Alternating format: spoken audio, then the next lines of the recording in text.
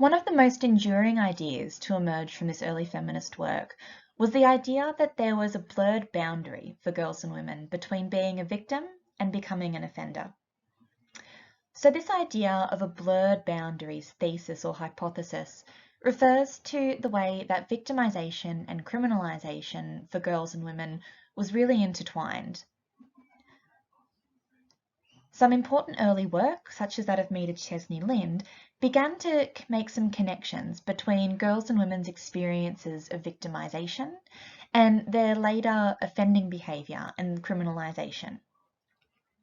In other words, it became really clear that when it came to looking at these young girls, it wasn't so easy to differentiate victim and offender statuses. In fact, they were quite intertwined.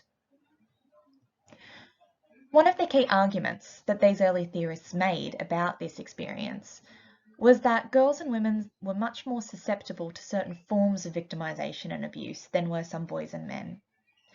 In particular, they argued that under conditions of patriarchal control, girls were much more susceptible to certain forms of violence, such as sexual abuse within their family homes.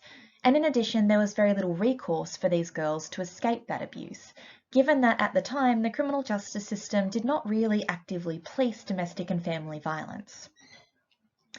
So therefore, this victimization and powerlessness that some girls experienced under the context of patriarchal control actually propelled these girls towards a delinquency pathway.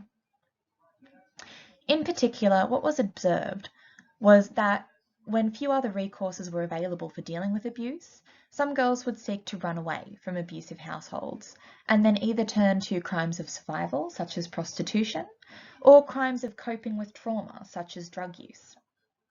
These coping mechanisms for dealing with victimization were then actively criminalized by the criminal justice system. So, for example, a young girl that ran away from an abusive home could be charged with a status offence, which we explained before related to an offence that's only criminal if you're a juvenile or under the age of 18.